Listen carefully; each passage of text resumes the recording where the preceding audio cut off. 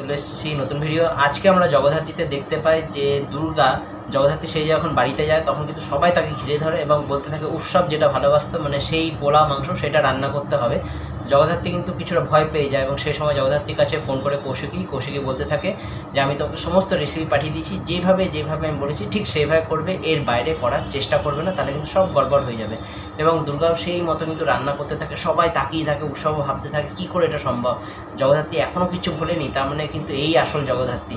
তারপরে কিন্তু দেখা যায় যে কৌশিকী, স্বয়ম্ভু তারা এবং ডক্টর সেন তারা কিন্তু জগদ্ধাত্রীকে নিয়ে হসপিটালে গেছে এবং সেখানে সবাইকে রাখা হয়েছে যারা কিন্তু সেই 20-22 বছর আগে ছিল এবং সেইখানে সে একই রকম পরিবেশ তৈরি করা হয়েছে। হঠাৎ দেখা যায় যখন ওটিতে ঢুকানোর চেষ্টা করা হবে জগদ্ধাত্রীকে, তখন কিন্তু জগদ্ধাত্রীর সেই পুরানো কথাগুলো মনে পড়তে থাকে এবং সে ভায়োলেন্ট হয়ে ওঠে এবং তখন সে বলতে থাকে যে খুনি এবং তারপরে কিন্তু কিছুক্ষণ বলার পরে কিন্তু সে মানে আনকনসিয়াস হয়ে অজ্ঞান হয়ে পড়ে এবং তারপরে দেখা যায় যে এদিকে দুর্গা সমস্ত কাজকর্ম শেষ করে, রান্নাবান্না শেষ করে সে বলে এবার আমাকে বাড়ি কাজে যেতে হবে এবং সবাইকে তখন বলতে থাকে যে এই যে আজকে প্রতিদিন আমাকে এইভাবে টর্চার করা হচ্ছে, এইভাবে আমাকে পরীক্ষা নেওয়া হচ্ছে, আমি যদি সবার পরীক্ষা নিই, আমি যদি আমার ক্ষমতা প্রয়োগ করি তাহলে তোমাদের কী অবস্থা হবে। এবং তারপরে সে সেখান থেকে বেরিয়ে যায় এবং তারপরে কৌশিকীকে ফোন করে যে কী অবস্থা।